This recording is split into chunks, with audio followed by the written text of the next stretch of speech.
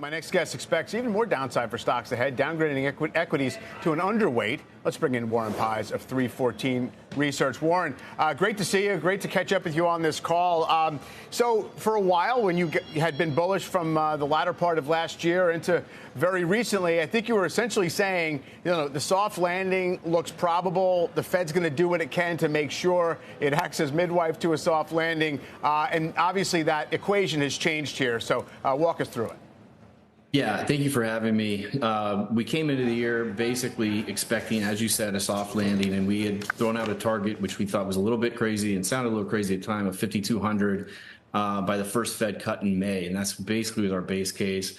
In order to get that, you need rapid, immaculate disinflation, and really the center of that is shelter disinflation. And so we were able to look through a lot of the stale stuff that was in the CPI for the first few months. But we're starting to get important data sets that are coming in and showing that the rental market is, in fact, reaccelerating. And that's going to, I don't think the Fed's going to have the leeway ultimately due to the shelter reacceleration to cut rates anytime this summer. So I just think there's a feedback loop. Rates are going to stay a little higher. That's going to pressure equities. This is going to be a choppy quarter. We've come through 2 straight quarters of 10% gains, Q4, Q1. Very few times, only 2 other in history we've seen that. So I expect some chop here in Q2. Yeah, we do actually have that chart that you put together showing how the S&P has traded when yields have been rising. It's been basically one of the drivers of pretty much each correction over the last couple of years. Although what I do find interesting about it is obviously the yields have not really gone back and retraced to their prior levels or below that. And so, it's not as if you have to have the entire yield move unwound, but while the rate pressure remains increasing, it seems like stocks have trouble absorbing it fully. Yeah, and I think it changes the calculus for buying these dips. So we downgraded stocks yesterday at the open. It was like almost 4% down from all-time highs when we downgraded stocks.